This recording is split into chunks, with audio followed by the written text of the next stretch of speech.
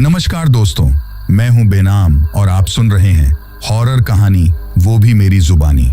दोस्तों, आज की हमारी कहानी देहरादून के रहने वाले एक लड़के की है जिसका नाम अरुण है। तो चलिए अब ये कहानी अरुण के पॉइंट ऑफ व्यू से सुनते हैं। लेकिन कहानी शुरू करने से पहले, जैसा कि मैं आप लोगों से हमेशा कहा करता हूं कि वैसे तो आप लोगों ने बहुत सी हॉरर कहानियां सुनी होंगी, लेकिन मुझे पूरी उम्मीद है कि आज की हमारी ये कहानी सुनकर आपको सच में डर का एहसास होने वाला है। बस मेरी आपसे इतनी गुजारिश है कि आप अगर इस कहानी को पूरा सुनेंगे तो आपको सच में बहुत ज्यादा मजा आने वाला है। साथ ही अगर आप पहली बार हमारे इस चैनल पर आए हैं तो चैनल को अभी सब्सक्राइब कर लीजिए। ऐसा करने से हमारी और आपकी नजदीकियां बढ़ जाएंगी और आगे आने वाली वीडियो आप तक आसानी से पहुंच जाएगी। तो ज्यादा समय ना लेते हुए जल्दी से अपनी कहानी को शुरू करते हैं। नमस्कार दोस्तों, मेरा नाम अरुण जोशी है और मैं देहरादून का रहने वाला हूं। पेशे से मैं एक फ्रीलांस पत्रकार और लेखक हूं, लेकिन मेरे लिखने के जो सब्जेक्ट्स होते हैं वो कोई साधारण सब्जेक्ट्स नहीं होते हैं, बल्कि मैं उन जगहों की कहानियां खोजता हूं जिनके बारे में लोग कहते हैं कि वहां कुछ अनदेखा है। कोई रहस्य, यानी कि कुल मिलाकर भूतिया जगहें, श्रापित मंदिर, रहस्यमयी पहाड़, ऐसी चीजें मुझे लिखने के लिए आकर्षित करती हैं। साथ ही मुझे अक्सर अखबारों और ऑनलाइन मैगजीन में रहस्य यात्रा नामक कॉलम के लिए लिखने के असाइनमेंट मिलते रहते हैं। शायद यही वजह थी कि मुझे अपने बचपन से सुनी एक जगह की याद फिर से आने लगी, और वो जगह थी काला वन। मेरा जन्म मेरी नानी के गांव पिथौरागढ़ के पास एक छोटे से पहाड़ी गांव में हुआ था, जिसकी वजह से मेरा बचपन भी वही बीता था। नदी किनारे खेलना, पेड़ों पर चढ़ना, गांव के मेलों में जाना और बुजुर्गों से रात को कहानियां सुनने का मुझे शुरू से ही शौक था। खास तौर से भूतिया कहानियां सुनने में मेरी बहुत रुचि थी। लेकिन अगर मैं अपने बारे में सबसे सटीक बात कहूं तो ये है कि बचपन से ही मुझे रहस्यमयी किस्सों और डरावनी जगहों में दिलचस्पी रही है।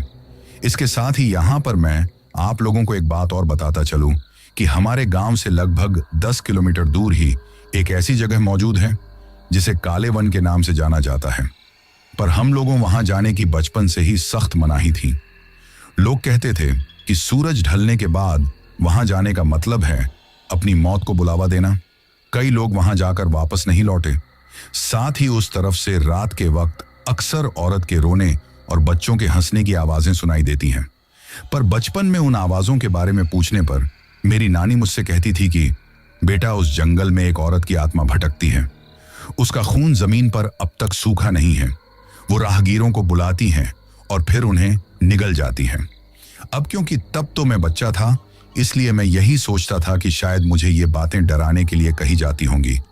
लेकिन बचपन से ही उस जगह के बारे में नानी के द्वारा बताए जाने वाले वो डरावने किस्से मेरे मन में इतने गहरे बैठ गए थे कि आज भी दिमाग से मिटे नहीं। जब मैं पत्रकार बना तो मेरे अंदर हमेशा एक जिज्ञासा रहती, क्या सचमुच भूत प्रेत होते हैं या ये सब इंसानों के दिमाग की उपज है?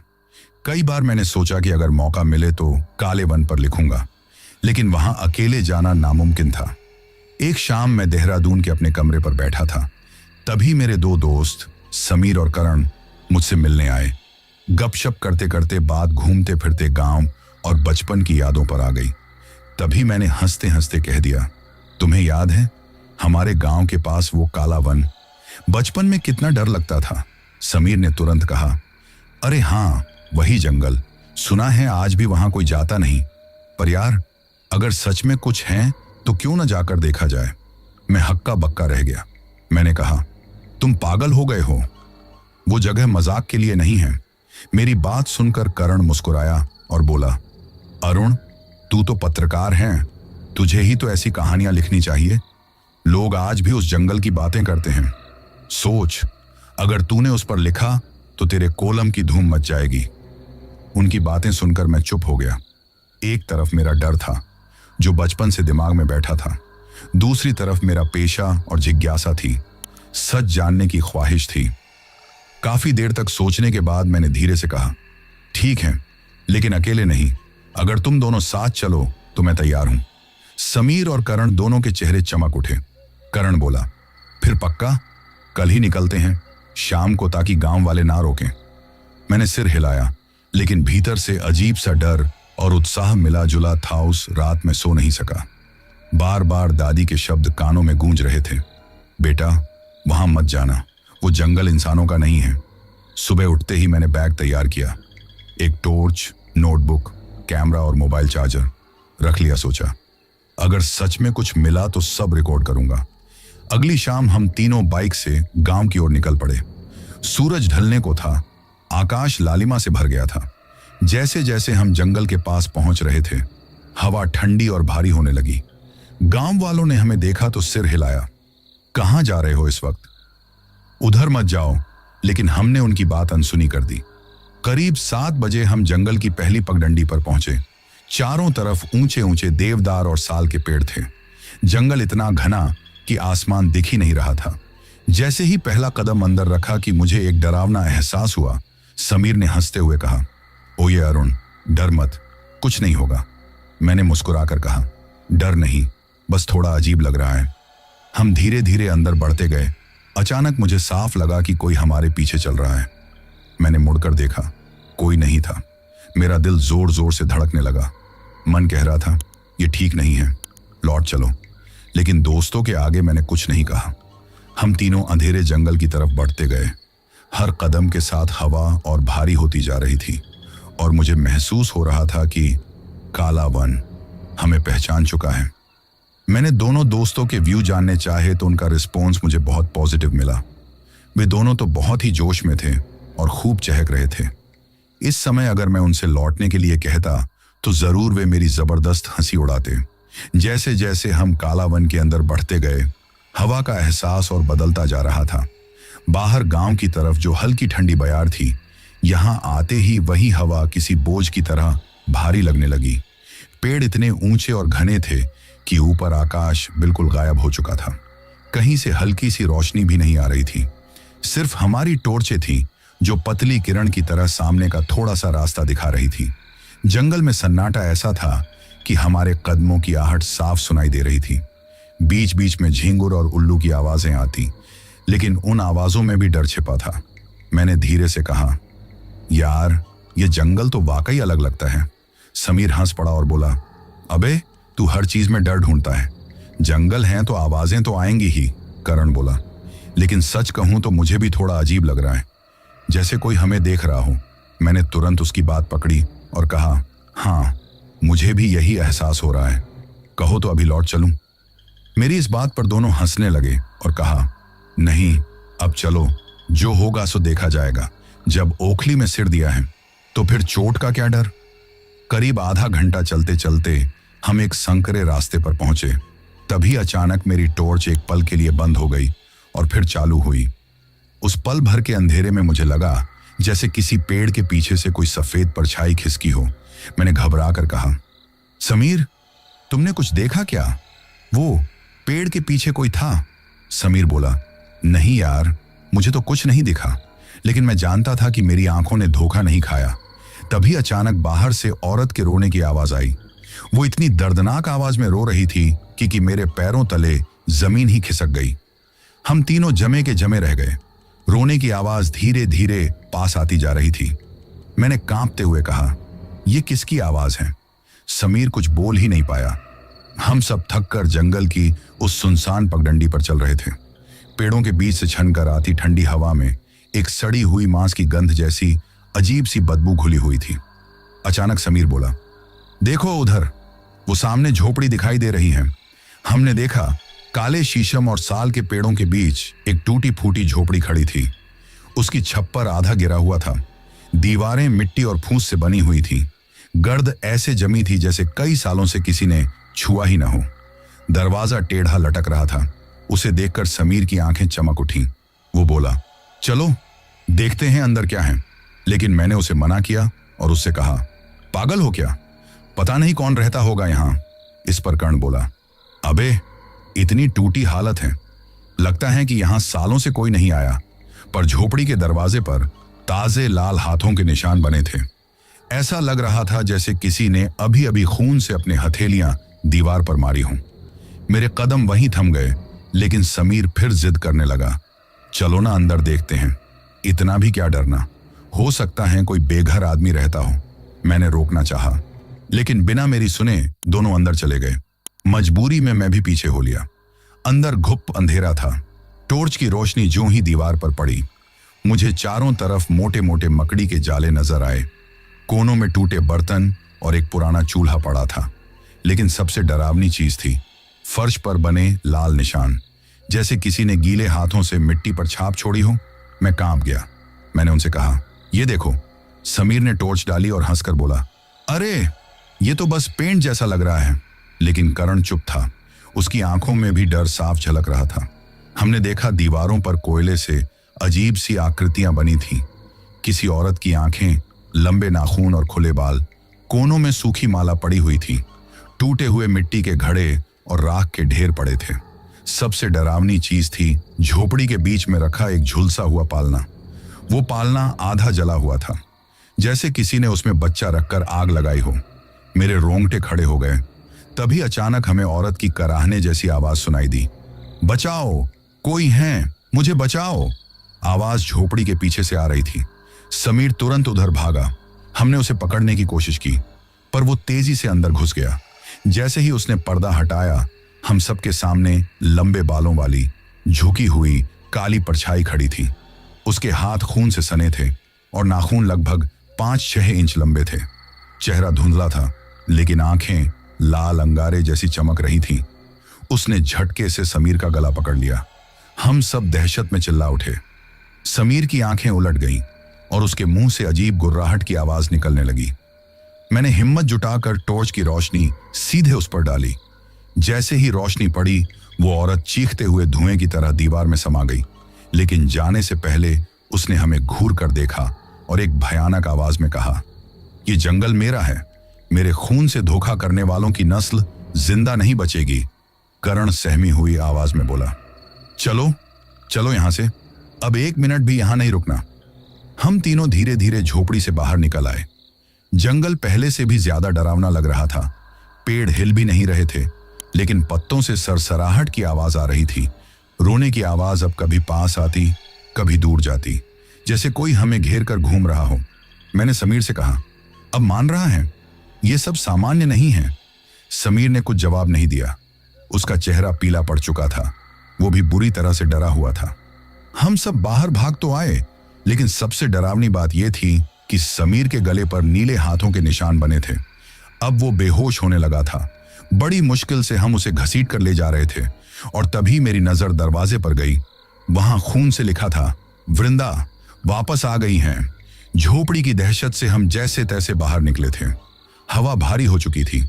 हर तरफ पत्तों की सरसराहट ऐसी लग रही थी जैसे 100 लोग धीरे धीरे फुसफुसा रहे हों। समीर चुपचाप चल रहा था। उसकी आंखें अजीब लग रही थीं, जैसे वो हमें देख ही ना रहा हो। रास्ते में अचानक कर्ण बोला, अरे ये देखो, ये पेड़ कैसा है? बाकी सब पेड़ों से काला क्यों दिख रहा है? हम सब ठिठक गए। सामने एक पुराना शीशम का पेड़ खड़ा था। उसका तना बाकी पेड़ों की तरह भूरा नहीं, बल्कि पूरी तरह काला था, जैसे उसे किसी ने आग में झोंककर भी बचा लिया हो। उसकी शाखें ऊपर से मरोड़ी हुई थी और चारों तरफ फैली थी, जैसे किसी के हाथ मौत के लिए बड़े हों। मैंने पास जाकर तने को छुआ।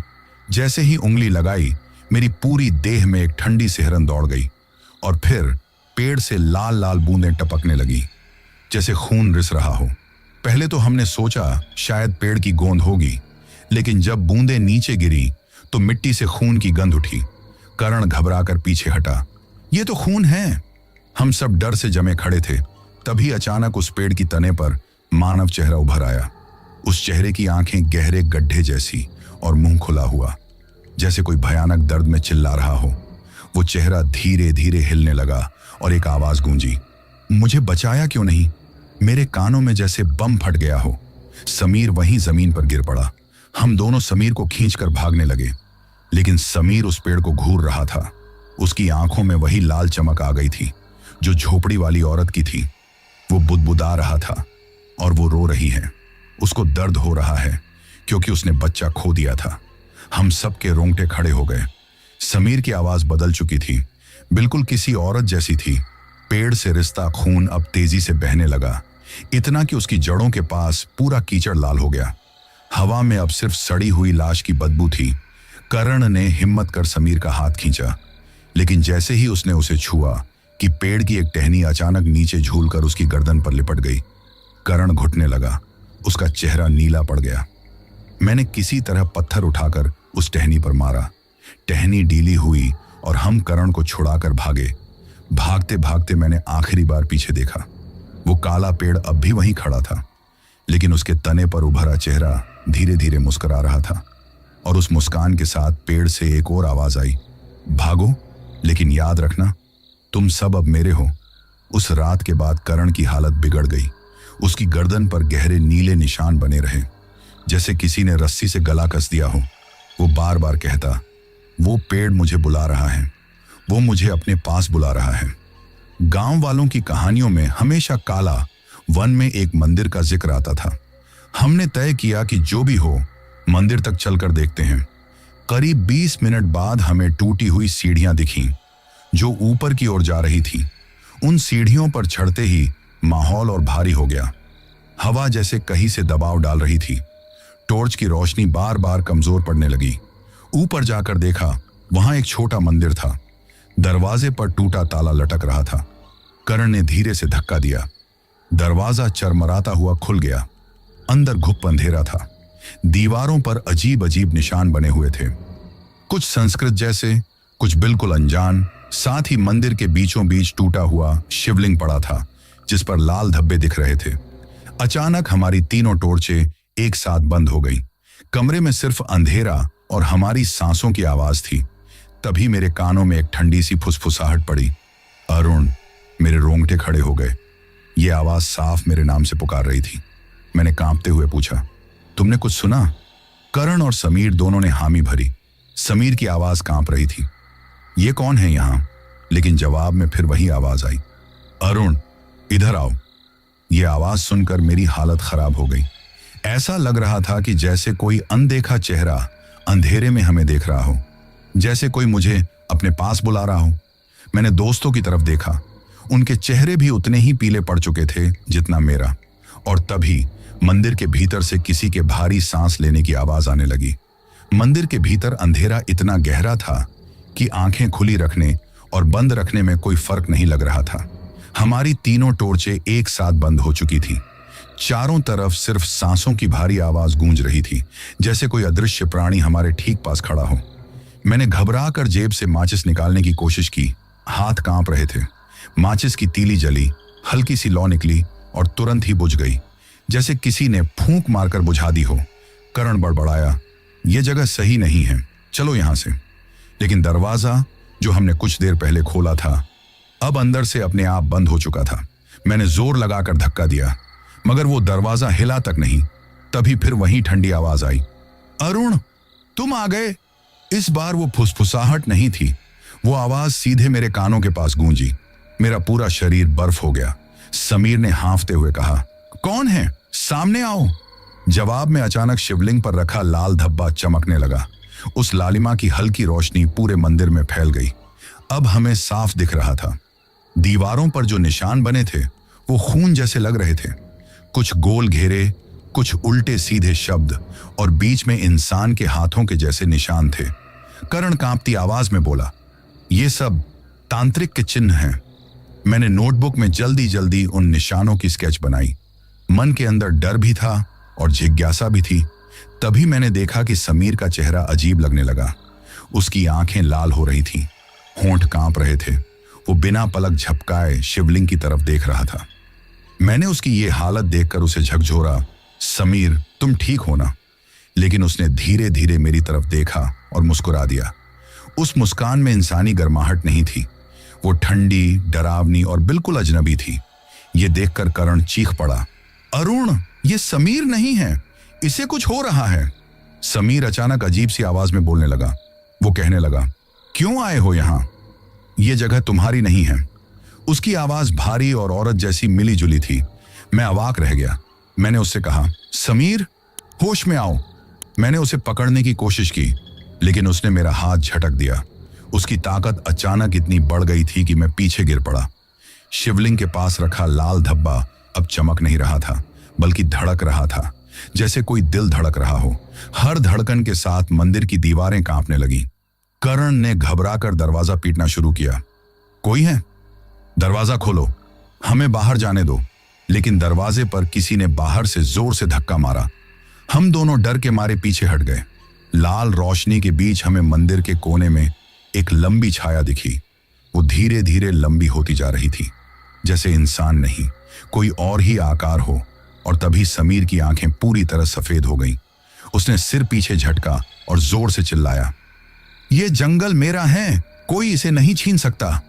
उसकी चीख इतनी तेज थी कि दीवारों से टकराकर गूंज उठी। जैसे ही उसकी आवाज थमी, शिवलिंग पर की लालिमा बुझ गई। टॉर्चें अपने आप जल उठी। दरवाजा फिर से चरमराया और थोड़ा खुल गया। समीर जमीन पर गिर पड़ा। वो बेहोश था। मैं और करण किसी तरह उसे उठाकर बाहर ले आए। जैसे ही हम बाहर निकले, ठंडी हवा का झोंका लगा। ऐसा लगा जैसे किसी ने हमारे गले का फंदा खोल दिया हो। करण हांफते हुए बोला, अरुण, ये सब सच है। ये जगह वाकई श्रापित है। मैंने समीर को होश में लाने की कोशिश की। वो धीरे धीरे आंखें खोल रहा था, लेकिन उसका चेहरा बुझा हुआ था। मेरे मन में लाखों सवाल उठ रहे थे। समीर पर क्या असर हुआ? वो आवाज कौन थी जो बार बार मेरा नाम ले रही थी? मंदिर में इतने अजीब निशान क्यों थे? लेकिन एक बात साफ थी, ये जंगल सिर्फ कहानियों तक सीमित नहीं था। इसमें सचमुच कुछ ऐसा था जिसे इंसान की आंखें और दिमाग समझ ही नहीं सकते। उस रात हम किसी तरह समीर को उठाकर जंगल से बाहर आए।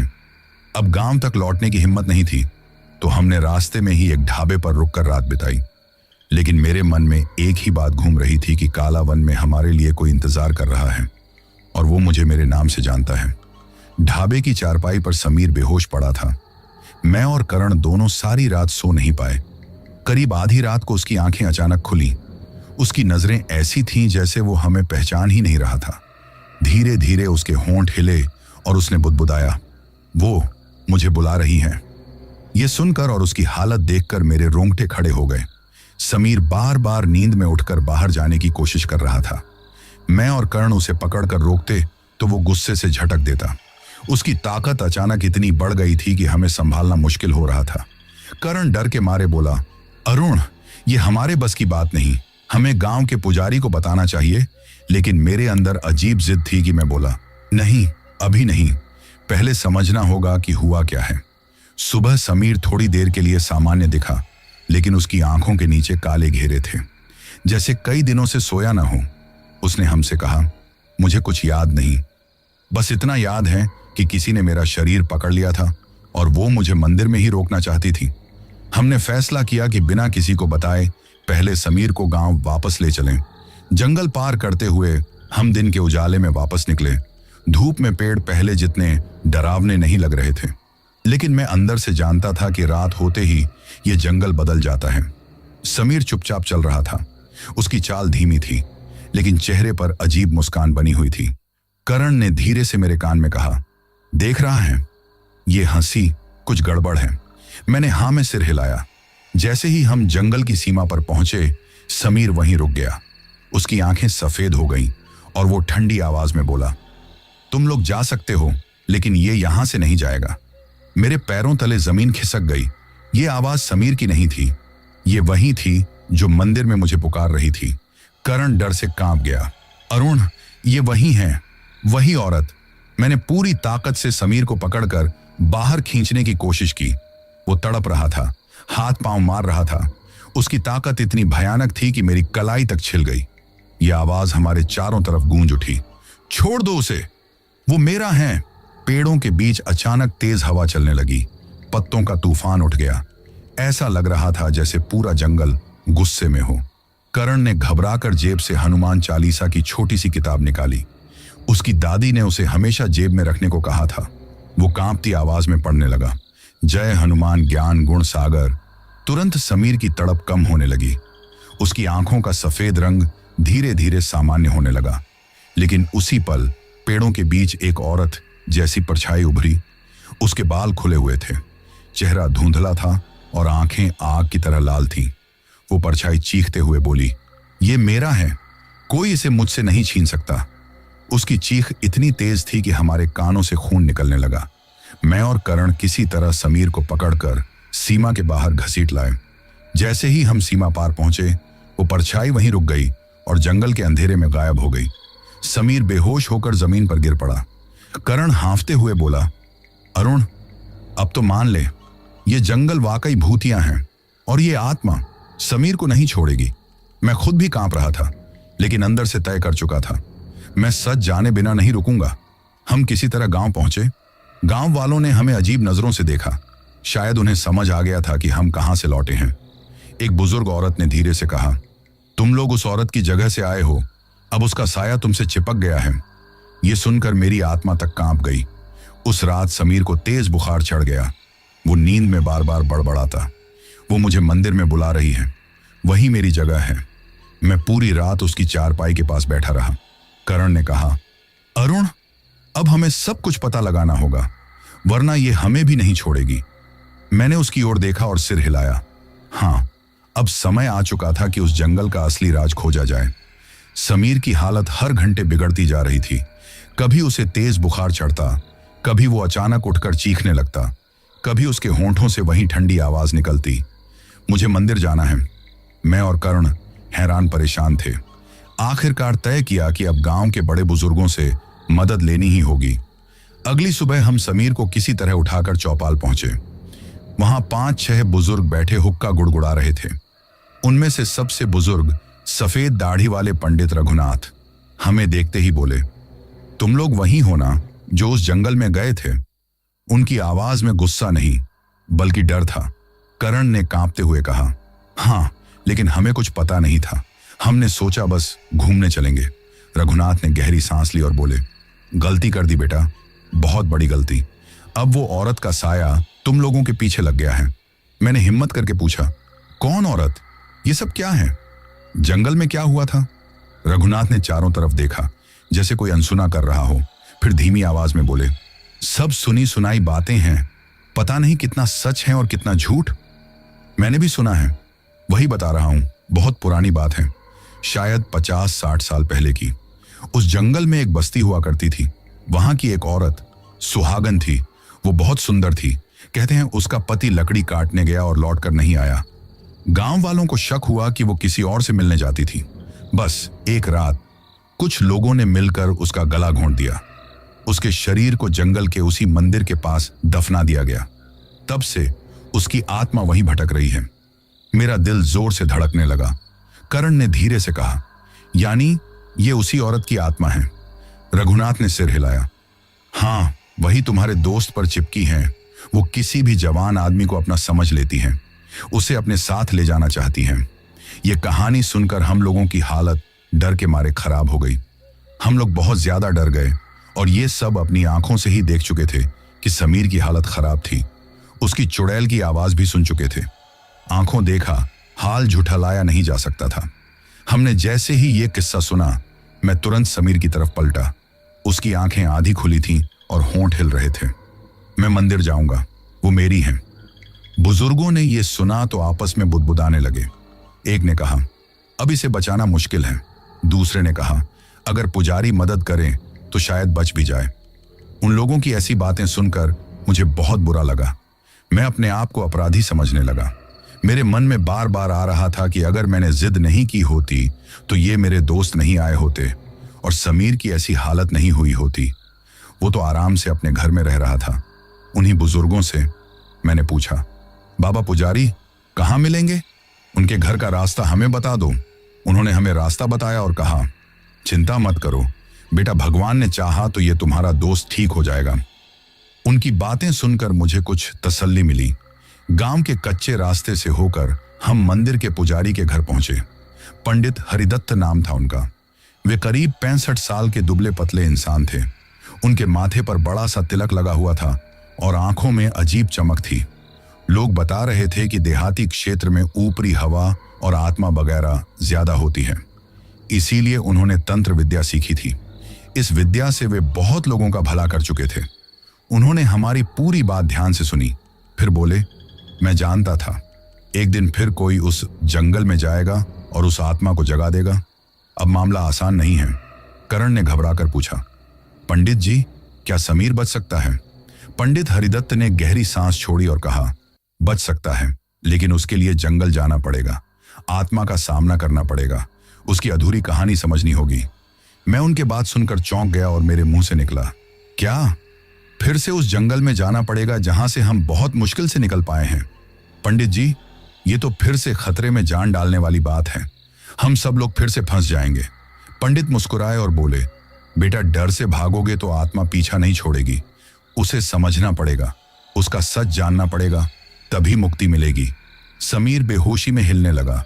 उसने धीरे धीरे आंखें खोली और ठंडी आवाज में कहा, मैं तैयार हूं, मुझे मंदिर जाना है।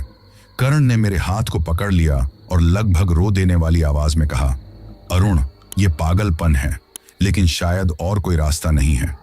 मैंने गहरी सांस ली और कहा, ठीक है, अगर यही एकमात्र रास्ता है तो हम फिर से उस जंगल में जाएंगे। पंडित हरिदत्त ने हमें चेतावनी दी, तुम जंगल में जाओगे तो मैं तुम्हें बता देता हूं, कुछ चीजों का ध्यान रखना। तुम्हें हर कदम पर खतरा मिलेगा। वो आत्मा तुम्हें डराएगी, भटकाएगी, लेकिन ध्यान रखना, उसकी आंखों में सीधा मत देखना, और जब भी उसका चेहरा दिखे हनुमान चालीसा जरूर पढ़ना, यही ढाल बनेगी। उन्होंने हमें कुछ चावल और कुमकुम दिया और कहा, इसे मंदिर में छिड़कना, इससे आत्मा काबू में आएगी। और सुनो, जो भी देखो उससे डर कर भागना मत। अगर डर गए और भाग खड़े हुए तो वो तुम्हारा लगातार पीछा करेगी। हम पुजारी के घर से बाहर निकले तो सूरज डूब रहा था और आसमान लाल हो रहा था। हवा में अजीब सा सन्नाटा था। कर्ण ने धीमी आवाज में कहा, अरुण, क्या वाकई हम फिर से वहां जाएंगे? उसकी बात सुनकर मुझे आश्चर्य हुआ। मैंने उसके चेहरे की तरफ देखते हुए कहा, और तुम्हें क्या लगता है मैं झूठ बोल रहा हूं? यह तो मेरे दोस्त की जिंदगी का सवाल है। इसमें झूठ बोलने का मतलब है अपने से धोखा करना। ना जाने का सवाल कहां पैदा होता है। अगर हम नहीं जाएंगे तो उसकी मौत निश्चित है। अगर मैं उसे लेकर आया हूं तो मैं उसके लिए अपनी जान भी देने को तैयार हूं। अगर तुमने न जाना चाहो तो मत जाओ, वहां गांव में रुक जाओ। हाँ, अब सच जाने बिना मैं पीछे नहीं हटूंगा। यह सिर्फ समीर की जिंदगी का सवाल नहीं, अब यह मेरी जिद है। कर्ण ने कहा, क्यों यार, शर्मिंदा करते हो यार? मैं लौट कर कहां जाऊंगा? यारी दोस्ती पर सब कुर्बान। अगर तुम अपनी जान दे सकते हो तो मैं क्या डरता हूं। सबसे आगे तो मैं ही अपनी जान देने को तैयार हूं। हम दोनों चलते हैं। मैं जानता था कि अगली रात हमें उस जंगल में लौटना ही होगा, और शायद वहां से लौटना हमारे बस की बात ना रहे।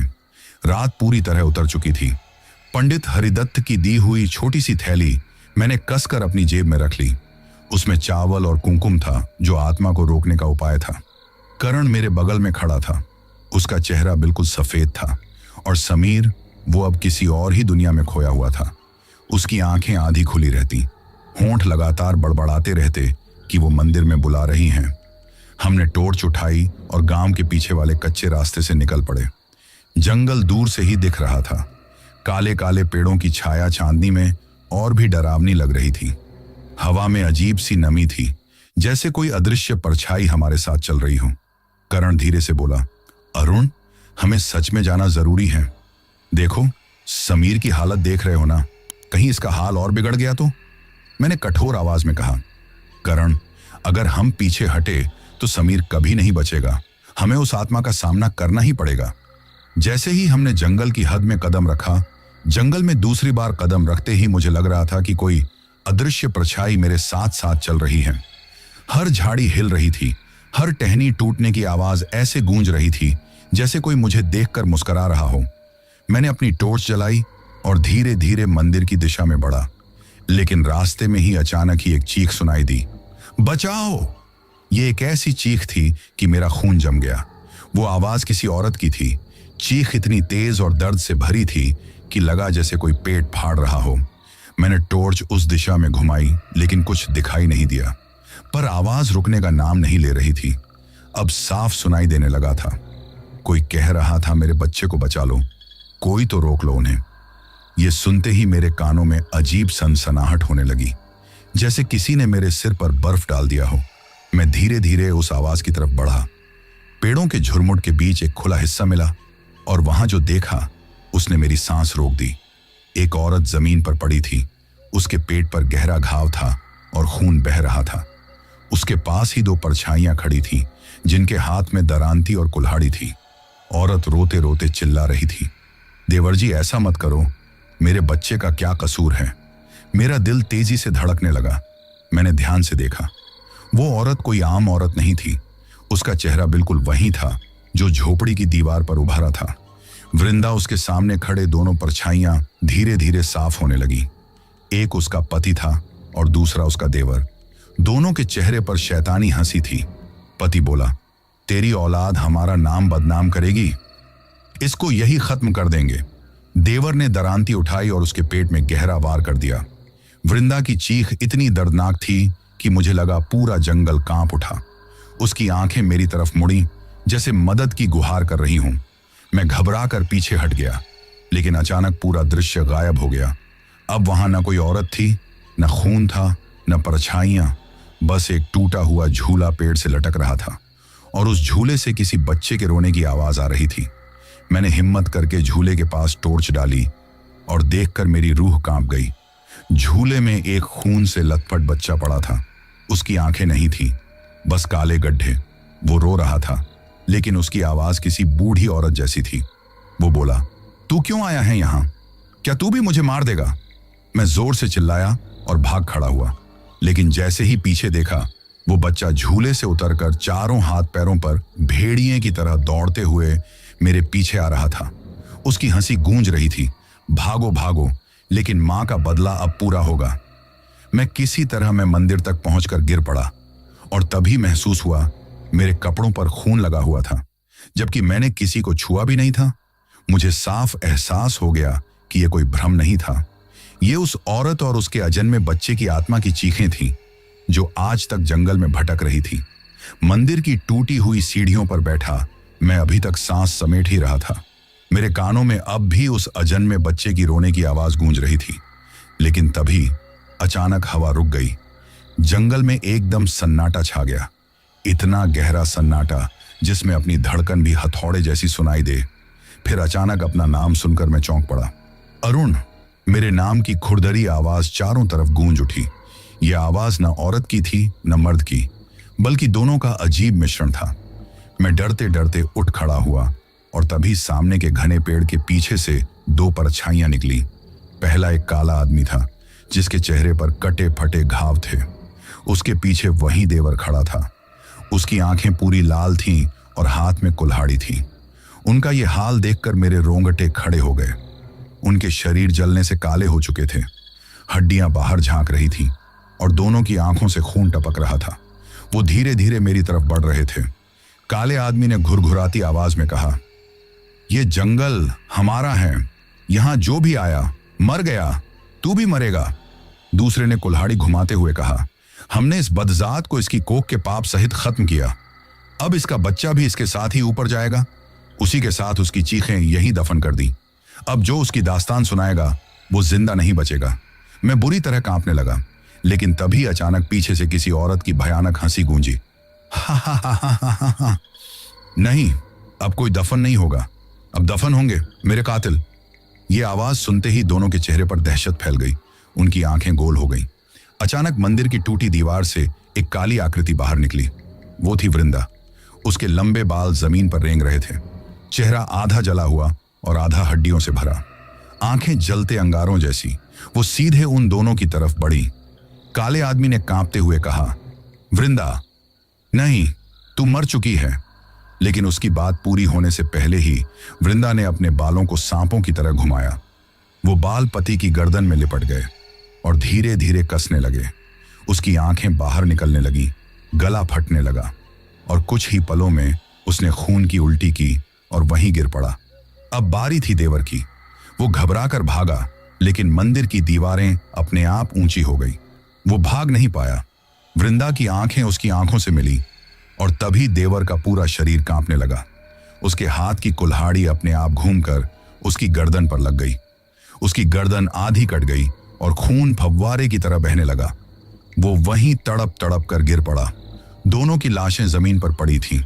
उनके शरीर धीरे धीरे राख में बदल रहे थे और वृंदा की आवाज गूंज रही थी, बदला पूरा हुआ, लेकिन मेरा दर्द अभी भी बाकी है, क्योंकि दुनिया आज भी नहीं जानती कि मेरे साथ क्या हुआ था।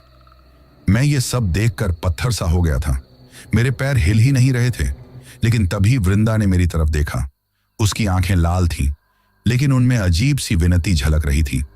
अरुण, तू मेरी दास्तान लिखेगा ना, ताकि दुनिया जाने कि मैं चुड़ैल नहीं, एक औरत थी जिसे अपने ही ने धोखा दिया। ये कहते ही उसका चेहरा बदल गया। धीरे धीरे उसकी आंखों से आंसू बहने लगे, बाल जमीन पर फैल गए और वो धुएं में बदलकर गायब हो गई। अब मंदिर में सिर्फ राख बची थी और खून की गंध, लेकिन मेरे दिल पर एक बोझ आ गया। अब मुझे साफ समझ आ गया कि ये कहानी लिखना सिर्फ शौक नहीं, बल्कि वृंदा की आत्मा की आखिरी ख्वाहिश है। ये सीन देखकर डर के मारे हम लोगों की हालत खराब हो गई और हम वहां से भागे।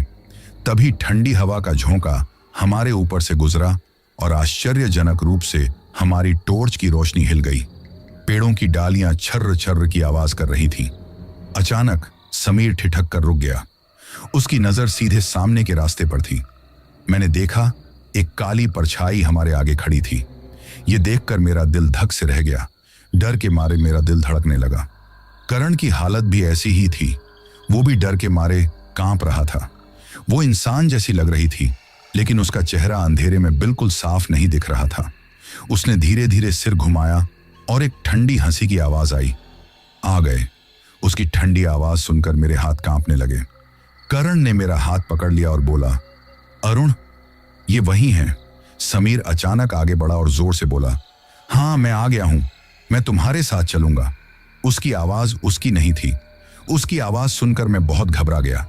मैंने तुरंत टॉर्च की रोशनी सीधी उस पर डाली, लेकिन जैसे ही उस पर रोशनी पहुंची, वो परछाई गायब हो गई। हम धीरे धीरे उसी पुरानी झोपड़ी की ओर बढ़े जहां पहले बार हमें निशान मिले थे। वो झोपड़ी अब भी बिल्कुल वैसी ही थी, टूटी हुई, चारों ओर जाले वैसे ही थे और अंदर से अजीब सी बदबू आ रही थी। मैंने जेब से चावल निकाले और दरवाजे पर छिड़क दिए। पंडित जी ने कहा था, जहां ये छिड़कोगे वहां आत्मा का असर कम होगा। हमने झोपड़ी के अंदर जैसे ही कदम रखा कि समीर ने जोर से चीख मारी। उसकी आंखें उलट गईं और शरीर कांपने लगा। वो बोला, वो यहां हैं, वो यही हैं। हमने किसी तरह उसे संभाला और मंदिर की तरफ बढ़े। रास्ता बेहद सुनसान था। पेड़ों के बीच से बार बार ऐसा लगता जैसे कोई हमें घूर रहा हो। एक बार तो मुझे साफ साफ किसी औरत के पायल की छन छन सुनाई दी। मैंने रुककर सुना। हाँ, वो आवाज सच में थी। करण ने घबरा कर कहा, अरुण, तुमने भी ये आवाज सुनी? मैंने सिर हिलाया और कहा, हाँ सुना, लेकिन पीछे मत देखना, बस चलते रहो। आखिरकार हम उस पुराने टूटे मंदिर तक पहुंच गए। वो जगह पहले से भी ज्यादा डरावनी लग रही थी। दीवारों पर उखड़े हुए संस्कृत जैसे अक्षर, टूटा हुआ दरवाजा और अंदर से आती सीली हुई गंध एक खौफनाक सीन बना रहे थे।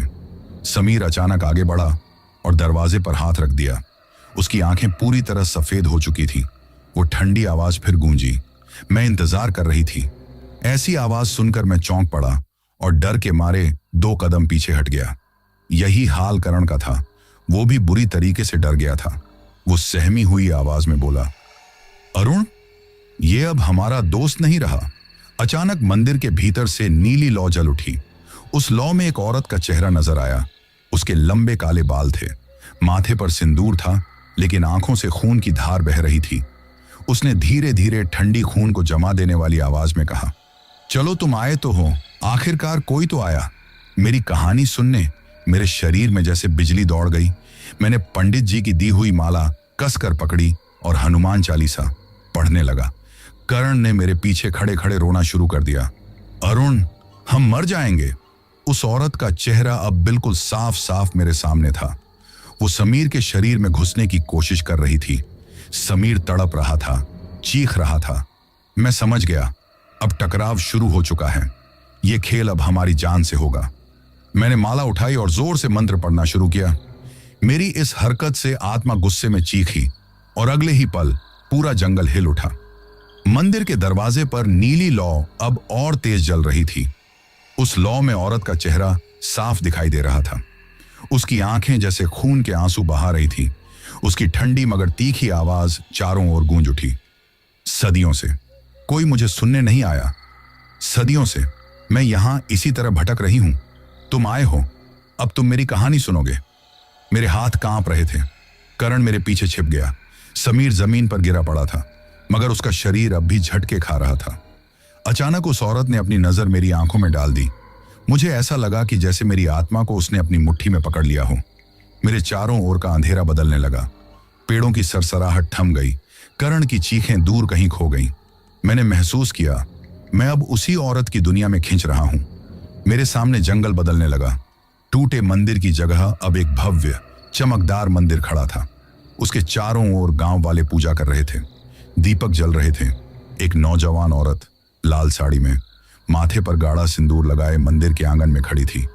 उसके चेहरे पर मासूमियत थी, लेकिन आंखों में गहरी उदासी थी। अब सीन बदल गया। मुझे पीछे सारा सीन दिख रहा था। अब वो एक घर का सीन था। वो और कोई नहीं, वही आत्मा थी। मेरे होंठ कांप रहे थे।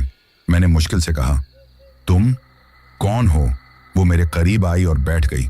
उसकी आंखों से आंसू बहने लगे, लेकिन वे खून के आंसू थे। वो बोली, मेरा नाम वृंदा है। मैं कभी इस गांव की बहू थी। ये जंगल मेरे सपनों की जगह हुआ करता था, लेकिन यही मेरी मौत हुई।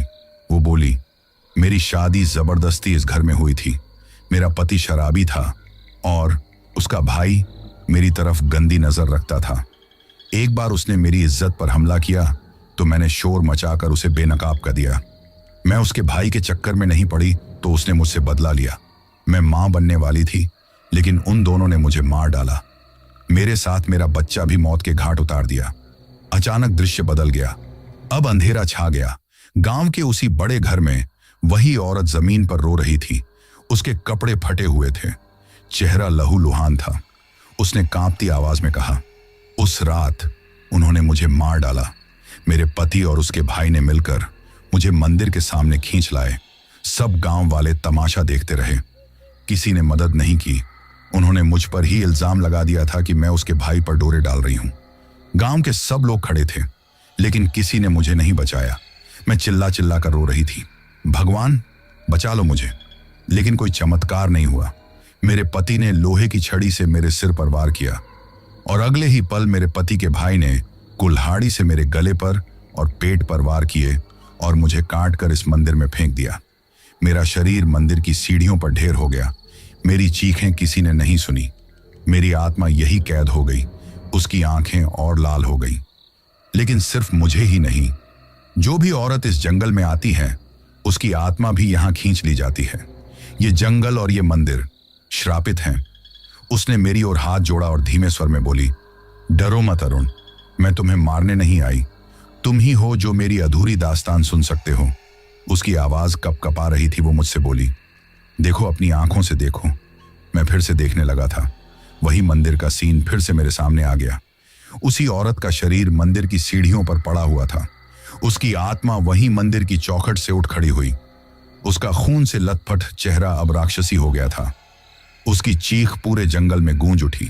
वो चिल्लाई, तुम सब ने मुझे धोखा दिया। तुम सब ने मेरा कत्ल देखा और चुप रहे। अब मैं चैन से नहीं मरूंगी।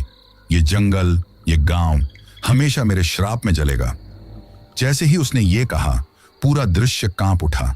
पेड़ झुकने लगे, लोग एक एक करके चीखते हुए गिरने लगे और वो औरत आग की लपटों में बदल गई।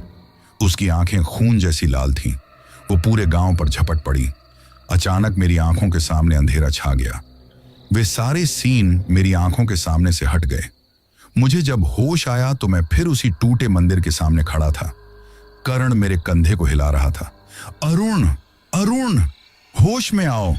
तुम 5 मिनट से ऐसे खड़े हो जैसे पत्थर बन गए हो। मैंने हांफते हुए कहा, करण, मैंने सब देखा। उस औरत की हत्या, उसका श्राप, सब कुछ देखा है। लेकिन मेरी बात पूरी भी नहीं हुई थी कि समीर जमीन से उठ बैठा। उसकी आंखें अब पूरी तरह सफेद थीं। उसके मुंह से वही ठंडी आवाज निकली, मैंने सच दिखा दिया। अब तुम्हें भी मेरे साथ रहना होगा। जंगल में अचानक तेज आंधी चलने लगी। पेड़ हिलने लगे। मंदिर की दीवारों से मिट्टी झड़ने लगी और समीर, अब वो समीर नहीं था। उसके भीतर वही आत्मा बस चुकी थी। वो मेरी तरफ बढ़ा। उसकी मुस्कान इतनी डरावनी थी कि मेरी रूह कांप उठी। मैं समझ गया, श्राप का सच तो जान गया हूं, लेकिन असली जंग अभी शुरू हुई है। समीर के चेहरे पर अब इंसानियत का नामो निशान नहीं था। उसकी आंखें दूधिया सफेद थीं, होंठ नीले हो गए थे और सांस इतनी ठंडी कि मेरे चेहरे तक बर्फ जैसी लग रही थी। वो धीरे धीरे मेरी तरफ बढ़ रहा था। उसके कदमों की आवाज तक नहीं आ रही थी, लेकिन जमीन पर हर जगह गीले पैरों के निशान छप रहे थे। करण कांपते हुए मेरे पीछे छिप गया। मैंने चीख कर कहा, समीर, होश में आओ, ये तुम नहीं हो। लेकिन अगले ही पल उसकी आवाज गूंजी, समीर अब मेरा है, तुम दोनों अब हमेशा के लिए मेरे मेहमान हो। अचानक पूरा जंगल बदलने लगा। पेड़ों से खून टपकने लगा। जहां पत्ते थे वहां अब सड़ते हुए हाथ लटक रहे थे। हवा में अजीब सड़ांत भर गई। ऐसा लग रहा था जैसे 100 लाशें एक साथ सड़ रही हों। टूटे मंदिर की दीवारों से चीखें सुनाई दे रही थीं, जैसे कोई अंदर से जंजीरों में बंधा आदमी बचाने की गुहार लगा रहा हो। करण कांपते हुए बोला, अरुण, ये सब सच है या हमें दिखाई दे रहा है? मेरे गले से आवाज ही नहीं निकल रही थी। मैं भी समझ नहीं पा रहा था कि ये माया है या हकीकत। तभी समीर अचानक हवा में उछला और मेरे ठीक सामने आकर रुक गया। उसका मुंह चौड़ा होता गया, इतना चौड़ा कि पूरा चेहरा एक काली गुफा जैसा लगने लगा। उसके भीतर से कई औरतों की चीखें एक साथ फूट पड़ी। मैंने जैसे ही पीछे हटने की कोशिश की, उसकी लंबी बर्फ जैसी ठंडी उंगलियां मेरी गर्दन पर कस गई। ऐसा लग रहा था जैसे कोई बर्फ का सांप मेरी नब्ज को चूस रहा हो। मेरा दम घुटने लगा।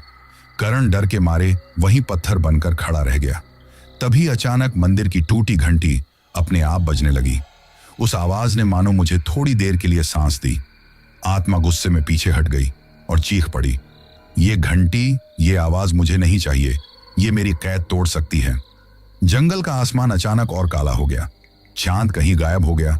केवल लाल रंग की अजीब रोशनी चारों ओर फैल गई। मैंने देखा, हर पेड़ से औरतें झूल रही थीं। उनके गले कटे हुए थे, चेहरों पर खून था और आंखें खाली थीं। वो सब एक साथ गा रही थीं, मर जाओ, मर जाओ, कोई यहां से बचकर नहीं गया। उनकी आवाज इतनी खौफनाक थी कि कान फटते लग रहे थे। करण ने अपने कानों पर हाथ रख लिया और जमीन पर गिर पड़ा। अब समीर का शरीर जमीन पर गिर पड़ा और उसके भीतर से काली धुंध निकलने लगी। उस धुंध में वही औरत वृंदा पूरा रूप लेकर खड़ी हो गई। उसका शरीर लंबा और दुबला था, बाल जमीन तक घिसट रहे थे। चेहरे का आधा हिस्सा जला हुआ, आधा खूबसूरत, आंखें दो जलते हुए कोयले जैसी। उसने हंसते हुए कहा, मैं सिर्फ इंसान नहीं, मैं उन सब औरतों की चीख हूं जिन्हें इस जंगल ने निगल लिया। उसकी आवाज के साथ ही पेड़ और भी पास आने लगे, जैसे हमें कैद करने के लिए झुक रहे हों। मैं और करण दोनों मंदिर की तरफ भागे, लेकिन मंदिर के दरवाजे पर पहुंचते ही वो अपने आप बंद हो गया। वो औरत हवा में तैरते हुए हमारे ऊपर मंडरा रही थी। उसकी आंखों से काले धुएं के गोले निकलकर हमें घेरने लगे। मैंने महसूस किया मेरे हाथ पैर धीरे धीरे बर्फ जैसे जम रहे हैं। करण तो जमीन पर घुटनों के बल गिर चुका था। मैंने पूरी ताकत से मंदिर की घंटी खींची। घंटी की आवाज से वो औरत दर्द से चीख उठी। उसका शरीर फटने लगा जैसे आग में जल रहा हो। लेकिन फिर उसने मुझे घूर कर कहा, ये लड़ाई यही खत्म नहीं होगी। तुमने मेरे श्राप को छेड़ा है, अब तुझे भी इसका दंड मिलेगा। अचानक उसने अपने लंबे बाल फैलाए। वो बाल जमीन पर रेंगते हुए मेरे और करण के पैरों से लिपट गए, जैसे लोहे की जंजीरें कस गई हों। मैं पूरी ताकत लगाकर छुड़ाने की कोशिश कर रहा था, लेकिन बाल और भी कसते जा रहे थे। मेरे पैरों की हड्डियां छटकने लगी। करण चीख रहा था, अरुण, कुछ करो वरना हम यही खत्म हो जाएंगे। तभी मंदिर की टूटी दीवार से एक पत्थर गिरा और मेरी हथेली पर आ लगा। बिना सोचे समझे मैंने वो पत्थर उठाकर आत्मा की आंख की तरफ फेंक दिया। वो चीख पड़ी और पूरा जंगल फिर से हिलने लगा। हवा में गंधक की बदबू फैल गई और अगले ही पल सब कुछ अंधेरे में डूब गया। जब मैंने आंखें खोली तो सुबह हो चुकी थी। सूरज की किरणें पेड़ों के बीच से छन कर आ रही थी। आसपास न खून था, न लटकती लाशें, न आत्मा, बस टूटा मंदिर और सन्नाटा था। समीर कहीं दिखाई नहीं दे रहा था। करण चुपचाप घुटनों में सिर छुपाए बैठा था। उसने धीरे से कहा, अरुण, हमें यहां से निकलना होगा, वरना अगली रात हम जिंदा नहीं बचेंगे। लेकिन मेरे मन में सवाल था, क्या हम सचमुच बच सकते हैं? क्योंकि आत्मा ने कहा था, अब मैं भी उस श्राप की सजा भोगूंगा। सूरज की हल्की किरणें पेड़ों के बीच से छनकर जमीन पर पड़ रही थीं, लेकिन उस रोशनी में भी जंगल सामान्य नहीं लग रहा था। पंछियों की कहीं भी चहचहाहट नहीं सुनाई दे रही थी और न हवा की सरसराहट थी। सिर्फ एक गहरा दबा हुआ सन्नाटा पसरा हुआ था। करण थका हारा गहरी सांसें लेता हुआ बोला, अरुण, हमें तुरंत यहां से निकलना चाहिए। यह जंगल हमें छोड़ने वाला नहीं है। मैं चुपचाप मंदिर की टूटी दीवार पर बैठा था। मेरे पैरों में अब भी दर्द था, जैसे किसी ने लोहे की जंजीरों से कसा हो, और मन के अंदर एक अजीब सी बेचैनी थी, जैसे कोई अब भी मेरे भीतर मौजूद हो। तभी मुझे कुछ आहट सुनाई दी। मैंने कान लगाकर उस आहट को सुनने की कोशिश की। पास के सूखे पत्तों पर जैसे कोई चल रहा था, लेकिन वो ना कोई इंसान था, ना कोई जानवर, बस हल्की हल्की फुसफुसाहटें थीं। अरुण, अरुण, ये मेरा नाम था। किसी औरत की धीमी लेकिन खौफनाक आवाज आ रही थी। मैंने करवट ली और देखा मंदिर की टूटी दीवार के पीछे वही औरत खड़ी थी, लेकिन अब उसका रूप वैसा नहीं था जैसा रात में देखा था। वो साधारण औरत की तरह दिख रही थी।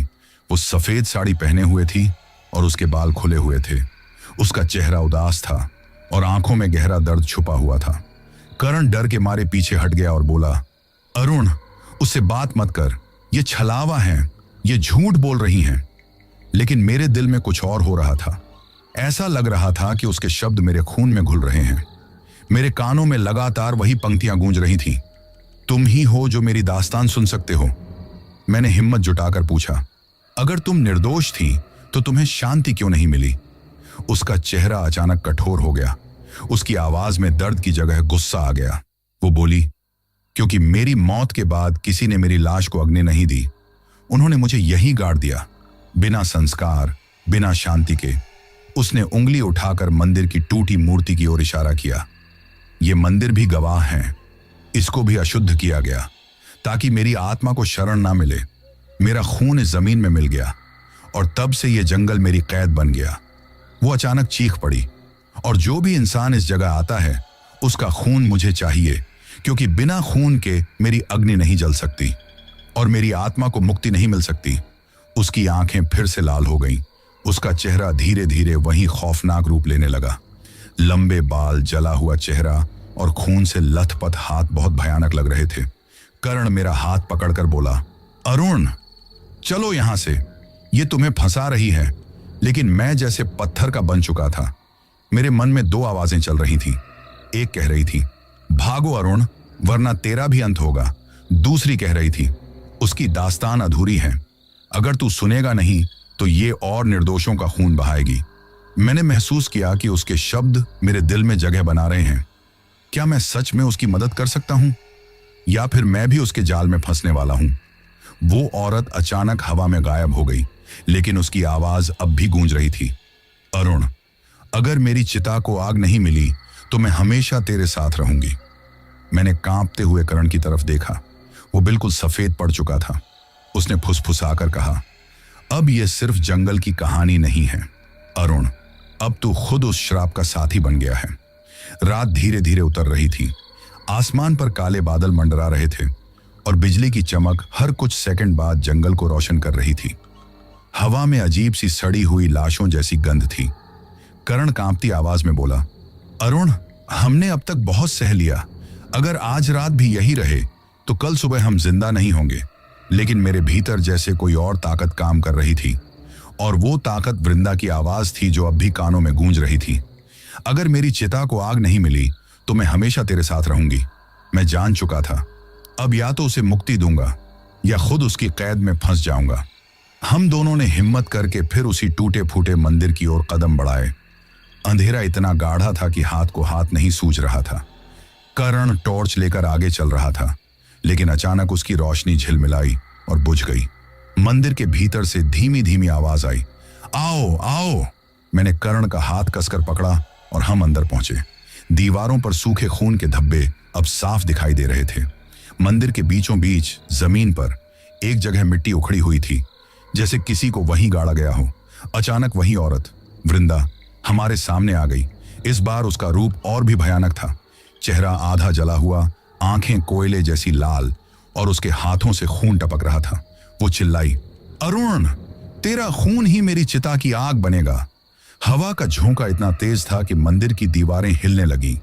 करण डर कर पीछे हट गया, लेकिन मैं वहीं खड़ा रहा। मेरे गले से आवाज निकली, नहीं वृंदा, मैं तुझे और खून नहीं दूंगा। अगर तू सच में मुक्ति चाहती है तो मैं तुझे वहीं दूंगा। मैंने अपने बैग से माचिस निकाली। करण कांपते हुए बोला, अरुण, तू पागल हो गया है? ये सब तंत्र मंत्र का खेल है।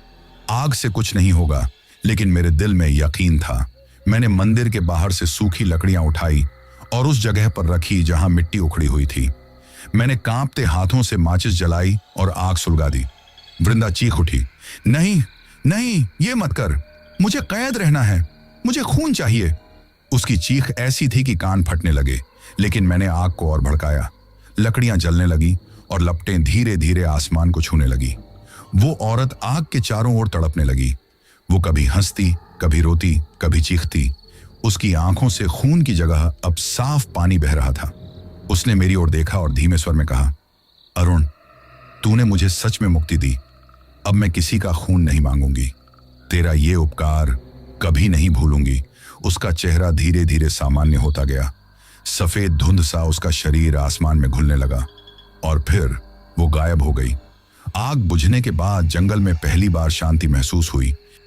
पेड़ों से पत्ते झड़ रहे थे, हवा बह रही थी और कहीं दूर पंछियों की आवाज सुनाई दी। करण ने मेरी ओर देखा।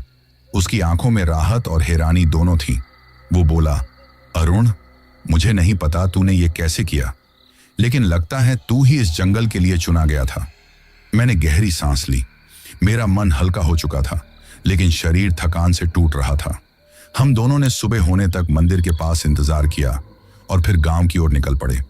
गांव पहुंचकर जब हमने लोगों को सब बताया तो उन्होंने पहली बार सच कबूल किया कि वृंदा को उसके पति और देवर ने पूरे गांव के सामने मारा था, लेकिन किसी ने भी उसको नहीं बचाया था और किसी में हिम्मत नहीं थी कि उसकी आत्मा को मुक्त कर सके। आज सालों बाद मैं जब भी उस जंगल को याद करता हूं तो मेरे कानों में उसकी आखिरी आवाज गूंजती है, अरुण, तूने मुझे शांति दी। मैंने ये सारा किस्सा पब्लिश भी कराया था। आज भी ये भयानक घटना याद करके दिल कांप उठता है। तो दोस्तों, ये थी हमारी आज की कहानी। कहानी आपको कैसी लगी ये आप मुझे कमेंट बॉक्स में कमेंट करके जरूर बताना। दोस्तों, इसके बाद हमारा वही सिलसिला शुरू करते हैं जिसके बारे में मैंने आपको कहा था, और जिन जिन लोगों ने भी पिछली स्टोरी सुनने के बाद कमेंट करके अपना नाम और जगह बताई थी, अब मैं उन लोगों के नाम लेता हूं। तो सबसे पहले शिवम है बाबरपुर से, रवि और प्रीति जाटव हैं उत्तराखंड से, मधु सिंह हैं आगरा से, पुष्पा राणा हैं नागपुर से, स्नेहल मिट्ठे हैं सोलापुर से, चेष्टा, लोविस्टा और धनुष हैं जयपुर राजस्थान से, मोहम्मद जिशान हैं अकबरपुर से, गणेश कुमार हैं चेन्नई से, रंजीत राणा हैं जैसलमेर से, आशीष हैं दुबई से, तेजवाली खान और मुस्तफ़ा खान हैं इंग्लैंड से, दिलीप कुमार हैं प्रयागराज से, जय कुमार प्रजापति हैं भोपाल से, उमेश हैं नेपाल से, अयूब हाशमी हैं रायबरेली से, माधुरी चौहान हैं रायगढ़ छत्तीसगढ़ से, सीमा तांती और आरुष हैं मुंबई से, फैजान अहमद हैं भोपाल से, इंजामा मुल हैं असम से, जिबान तमांग हैं काठमांडू नेपाल से, मुमताज हैं कुवैत से, डीके बोरो हैं असम से, मोहम्मद शकील हैं यूपी से, समुद्र श्रेष्ठा हैं काठमांडू नेपाल से, नीरज प्रजापति हैं असौथर से, वाई सोंग हजांग थाईलैंड से, विशाल कुमार हैं महोली से, फैजल हैं बांग्लादेश से, माजिद हैं मालदीव से, गोलू डांगी और सुनीता डांगी हैं भोपाल से, संजय और गौतम हैं रायबरेली से, पप्पू गुम्मन हैं मीरुत से, सलमान हैं मानवा से, लक्ष्मण हैं तेलंगाना से, प्रिंस महंतो हैं बेगूसराय से, निहार सिन्हा हैं शिलोंग मेघालय से, शुभेंदु सिन्हा हैं असम से, अख्तर हुसैन हैं बारामूला कश्मीर से, भरत खांडका हैं नेपाल से, राजवीर बन्ना हैं दूदू जयपुर राजस्थान से, पंकज कुमार हैं लखनऊ से, मनीषा बासक हैं विराटनगर बेंगलुरु से, सिप्पा बरार हैं भटिंडा पंजाब से, साजिद खान हैं शेखुपुरा पाकिस्तान से, ऋषभ, राकेश और फाजिका हैं पंजाब से, रिचा शर्मा हैं अरुणाचल प्रदेश से, सारा आलम हैं मुंबई से, अरविंद भाई, गीताबेन, राज, रिंकल, दीप, सोनल और स्वरा हैं राजकोट गुजरात से, विशाल हैं दिल्ली से, मंसूरा हैं यूके से, टूटन दे हैं नागालैंड से, सुनील कुमार हैं बेंगलुरु से, रजान नूर कीका हैं महाराष्ट्र से, निरुपमा नायक हैं ओडिशा से, सुष्मिता यादव हैं आजमगढ़ से, मोहम्मद अनीश हैं रसिया से, रंजीत हैं जगन्नाथपुर से, बब्बिता, प्रदीप, नंदिनी और लिलुआ हैं कोलकाता से, आरती प्रजापति हैं कोटा से, मोहन हैं झारखंड से, पूनम हैं जमशेदपुर से, बसंत राणा और राधिका राणा हैं जमलपुर से, लोटन हैं यूपी से, अशोक जलवा हैं बुढ़ार से, जितेंद्र सिंह जेरी, परमिंदर कौर, हरवीन, अवलीन और सविता हैं जालंधर सिटी पंजाब से, कमल हैं दिल्ली से, सोहिल खान हैं नोएडा से, जितेंद्र मौर्य हैं बरेली से, शिवम गुप्ता हैं दिल्ली से, हजवसा बासुमत्री हैं असम से, रिंकू साहू हैं झारखंड से, मुबारक हैं मालदा से, इरफान सिद्दीकी हैं मुंबई से, अभिजीत हैं असम से, मोहम्मद शमीम हैं गाजीपुर से, नौशाद आलम हैं बंगाल से, फहीम केडी हैं मेलगांव से, रोबिन लांबा हैं सऊदी अरब से, संतोष यादव और संजना यादव हैं छत्तीसगढ़ से, और सबसे लास्ट में यूएस तिवारी और हर्ष तिवारी हैं प्रयागराज से। तो दोस्तों, ये थे उन लोगों के नाम जिन्होंने पिछली स्टोरी पर कमेंट करके हमें बताया था कि वो कहां से कहानी सुनते हैं। इसके साथ ही अगर किसी का नाम छूट गया हो तो वो कमेंट करके बताना, कल वाली वीडियो में उनका नाम ले लिया जाएगा। मैंने पूरी कोशिश की है कि किसी का भी नाम ना छूटे। इसके साथ ही अगर अभी तक भी आप लोगों ने चैनल को सब्सक्राइब नहीं किया है तो जल्दी से चैनल को सब्सक्राइब कर लो, क्योंकि आपका ये छोटा सा सहयोग मेरे लिए बहुत ज्यादा मायने रखता है।